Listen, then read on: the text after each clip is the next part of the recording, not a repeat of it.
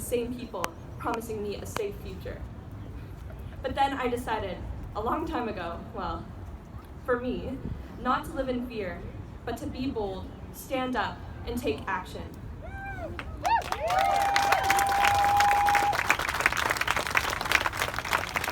We're here today in Doug Ford's office to send a message. The government of Ontario cannot act recklessly and contribute to climate change without the people, you all here today, standing up for their rights. Tomorrow, we'll be in court to fight for our future, and for all of you gathered here today. The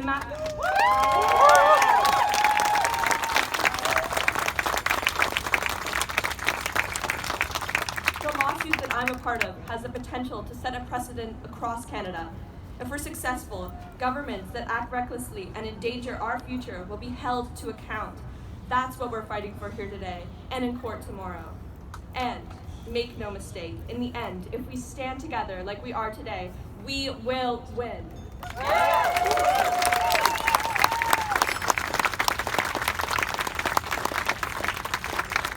I wanted to get you all pumped up, and I do this at all my events, but we're going to do a chant. And, if we're loud enough, maybe even Doug Ford or the people in the building will hear us. So when I say, what do we want? You say climate action. When I say, when do we want it? You say now. You got that, everyone? Yeah. Okay. What do we want? Climate action. When do we want it? Now. What do we want? Climate action. When do we want it? Now. One last time, I want to hear you as loud as possible. What do we want? Climate action. When do we want it? Now.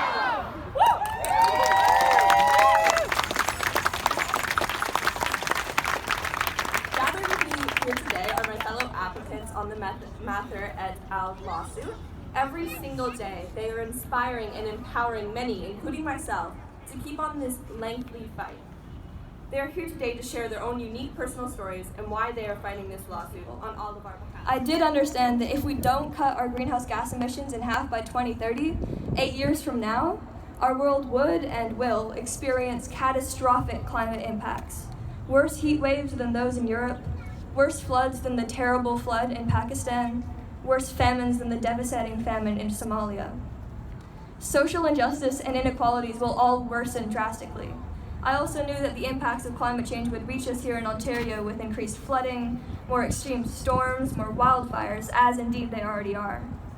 If we don't cut our emissions in half by that deadline, we won't have a chance of limiting warming to 1.5 degrees Celsius. And a very recent report that just came out says that all irreversible tipping points begin at that deadline. All cascading tipping points begin at 1.5. When we started this case, we had 11 years. Now we have 8.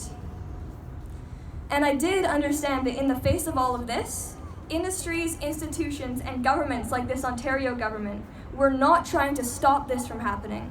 They were perpetuating it, actively preventing efforts to stop it. I understood all of this.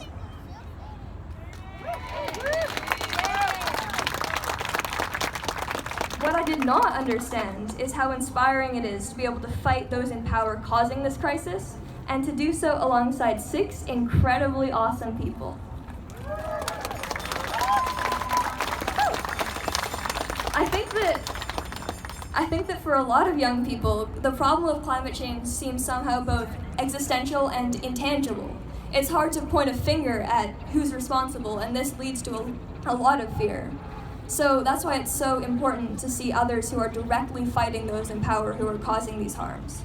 We're young, and some of us are kids, and Doug Ford's government has rather more money and power than we do, but we are still here.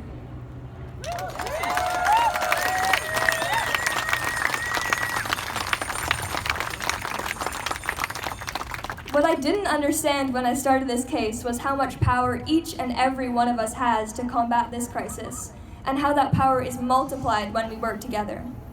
You are all incredible, and you all have incredible potential. If you still don't believe me, you're here at a climate rally. Right now, we're all doing more to address climate change than the Ford government's ever done.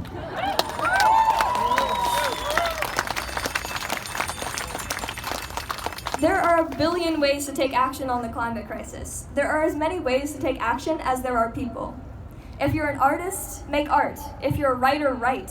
if you're a politician and the premier of the most populous province in Canada, reduce your emissions.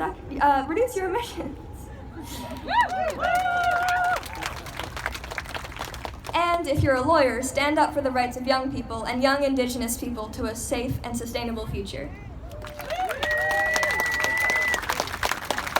I'd like to thank the amazing lawyers at Ecojustice and Stockbirds for all their work on this case.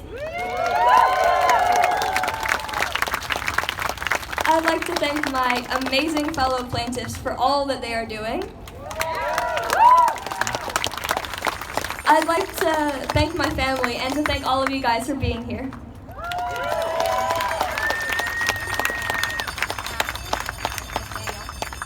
I'd also like to remind everyone to come to the Global Climate Strike on the 23rd, to look at Fridays for Future Toronto's website and tell everyone you know, to vote for climate action at the municipal election, and to get involved.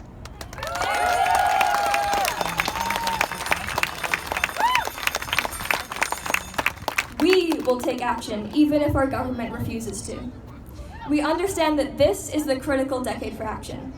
Everything we do in the next 8 years will affect me, my fellow applicants, and our generation forever. We know that by cutting back that 2030 target, Doug Ford has failed us and failed our generation. But we have not failed. We are here today, and we are loud and we are angry. When it comes to climate change, we know that there's so much that we could lose, but there's also so much that we can save. Let's get to work. Thank you.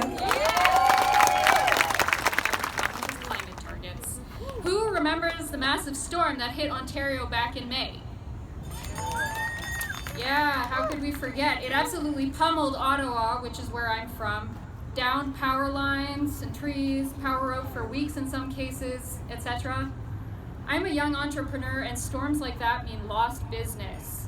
People, understandably, have more urgent things to do than shopping for non-essential items when their power is out or a tree has fallen on their home, and yet I still have to pay my rent. Now, I'm here today because we're taking the Ontario government to court, but you better believe that this issue extends far beyond Doug Ford and Ontario. I have a little secret for all politicians, regardless of political party or level of government, who seem to think that there's some kind of trade-off between the economy and the climate. You need people to buy stuff in order to have a functioning economy. That's kind of how that works. Who is going to be buying stuff when their town is on fire? Who's going to be out supporting a local restaurant at dinner time when their entire street is flooded and they can't leave their home? Who's going to be making a big ticket purchase when a tornado has destroyed the value of their home and thrown them into financial chaos? These are not hypothetical situations. These things are literally happening now, and a warming climate will only make them worse.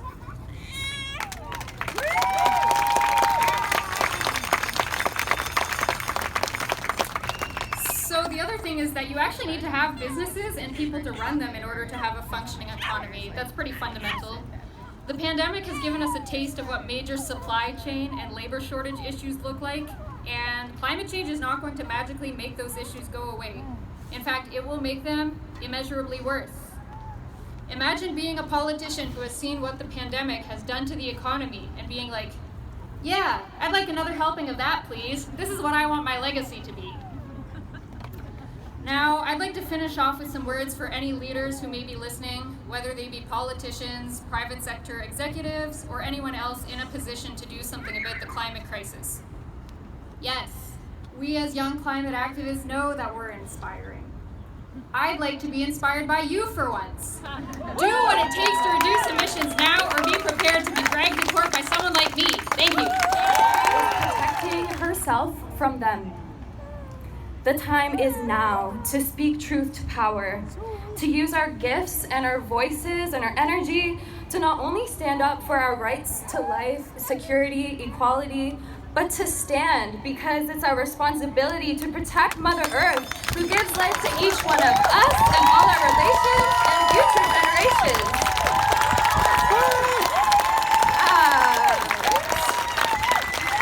We all know this.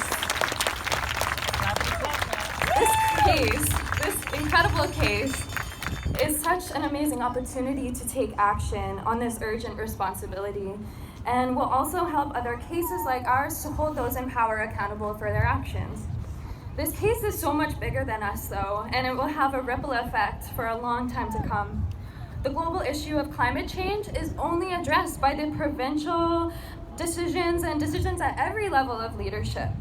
Case in point, the systems in place will need to make room for the voices of Indigenous laws, the voices of Mother Earth and all her relatives, and the voices of everyone here today.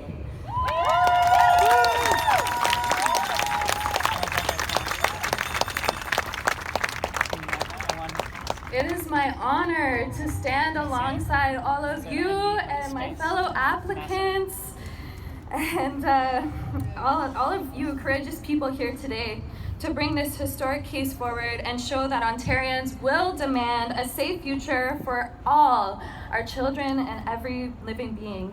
By supporting this case and taking action on climate change, we can all tell our children that we did all we could when we could to protect them and the next 7 generations. Doug Ford, can you say the same? No. Let's remind him that the economy relies on the ecosystem. Thank you all for being here, being on the right side of history, and showing up for our future. Too much.